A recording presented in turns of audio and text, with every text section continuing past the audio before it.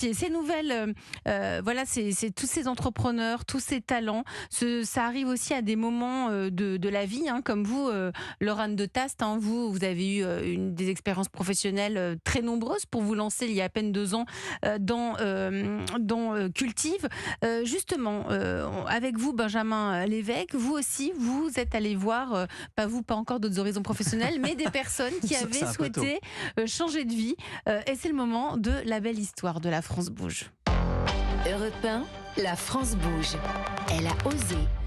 Ce soir, donc, Benjamin, le portrait de Fabrice et Elisabeth. C'est Elisabeth qui a osé plus que Fabrice, c'est les deux ensemble. C'est plutôt elle. Hein, deux anciens banquiers qui se sont lancés dans la fabrication de cosmétiques. Ah ouais, c'est la rencontre donc de deux directeurs d'agences de banque et qui commençaient, il faut le dire, à s'ennuyer dans leur travail. C'était un petit peu métro, boulot, dodo.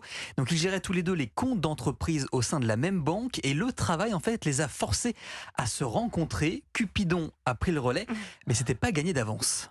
Lui était peut-être un petit peu trop foufou et moi peut-être un peu trop sérieuse. Donc comme ça sur le papier, on n'était pas fait pour matcher ensemble. On avait envie des mêmes choses en fait. Fabrice venait de Syrie, il avait connu ce déracinement. Et moi quelque part la vie que j'avais vécue aussi avec mes parents où on déménageait en permanence, moi aussi c'était un déracinement que je vivais à chaque fois. Et je pense que du coup il y a eu des points communs. Comme tu dis, une façon générale de voir la vie un peu de la même façon. Voilà, donc des points communs qui ont fini par les rassembler et même les marier. Alors au départ, ils n'ont pas vraiment de passion pour les cosmétiques, mais quelques années plus tard, Fabrice et Elisabeth font la rencontre d'un pharmacien jordanien qui formulait des cosmétiques à base d'ingrédients de la mer morte, à base de sel, de boue. Et là, c'est une révélation pour eux. Fabrice démissionne le premier. Ah ouais, comme ça, ils ont osé.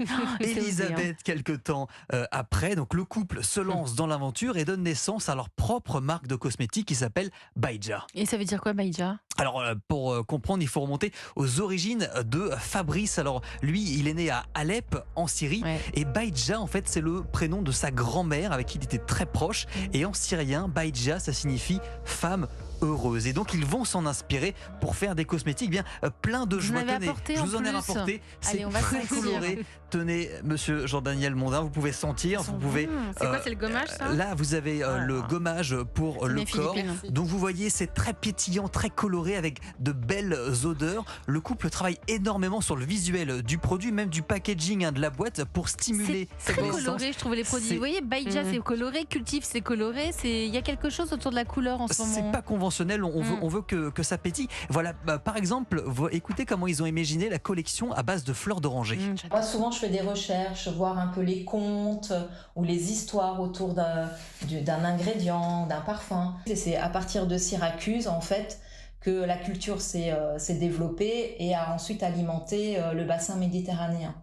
Donc du coup, moi voilà, j'ai imaginé cette ambiance-là. On a appelé la collection Été à Syracuse.